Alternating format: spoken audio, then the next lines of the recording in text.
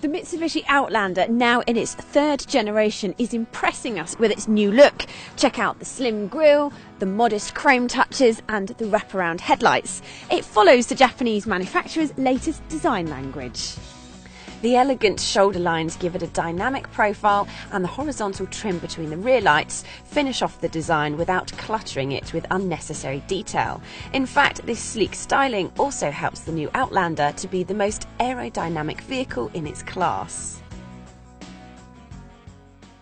That helps fuel consumption, which we will come back to. First, let's check out its practical credentials, starting with this enormous boot. It's bigger than the previous model, which is great news if you do not travel light. As you can see, it drowns this suitcase. However, if it's lots of children you have, you'll be pleased to know that the Outlander comes with 7 seats as standard, and they are as easy to operate as this.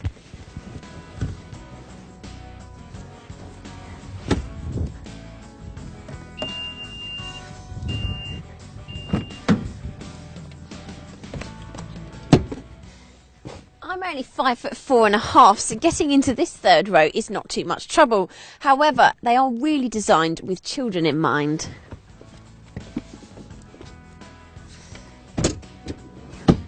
Unlike these seats, where adults and children will be fine.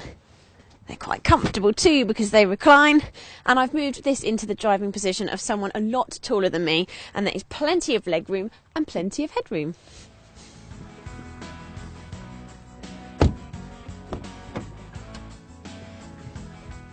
It feels spacious in the front as well, and with plenty of equipment even on the entry-level model, you won't be short of gadgets.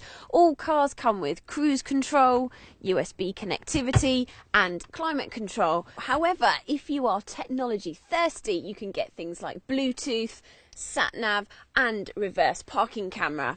Storage is plentiful because there is a huge glove box, a door bin that accommodates a big bottle, a little tray here,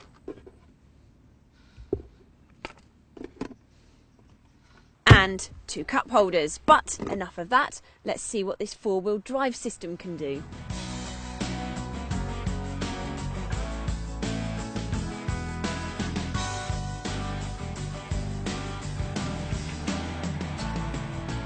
There's always something quite satisfying about driving 4x4s. They tend to be large, robust vehicles that give you a high-up, commanding view of the road, which is great for families and makes them feel safe.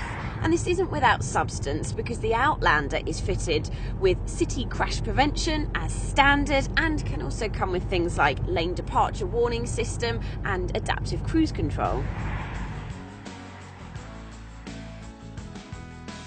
And when you take it off the urban roads and down a green lane, the traction control and 4-wheel drive system really come into play.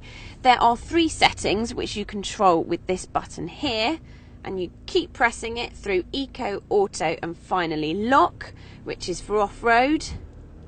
It's making mincemeat of this track because this is actually quite tame for what it can do. And then there's also Hill Start Assist in case you need to come to a complete standstill.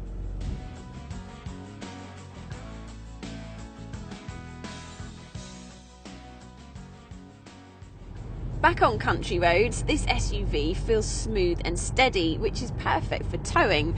Worth noting now, it has a 2-ton towing capacity. The automatic gearbox changes up and down without any unpleasant jerking, and is easy to drive and control. Like with all things though, it does have some negative points. If anything, it's a little dull to drive, and if you look closely at some of the switchgear and buttons, well, they're not extremely inspiring either.